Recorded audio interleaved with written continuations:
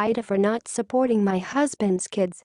My 28F husband, 35 meters, and I have been married for a year. We dated for 2 years prior to that.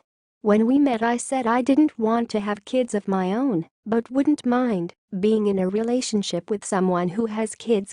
We came to the agreement that he would be solely responsible for his kids, minus the little stuff.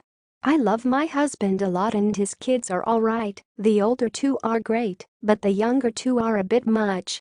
We have had separate finances our whole relationship since he has kids and I don't.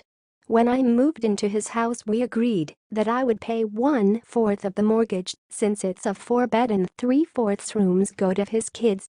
I pay 1/5 of the utilities since there's 5 of us living here, myself and then him and his 4 kids.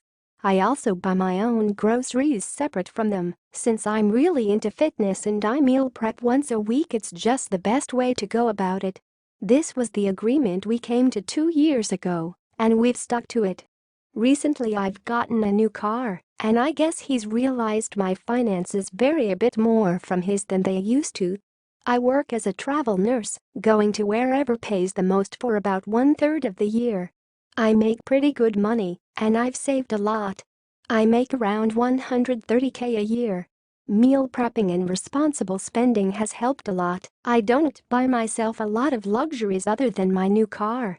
My husband works as a mechanic, and he makes a fair amount considering we live in a local area. Around $40K a year.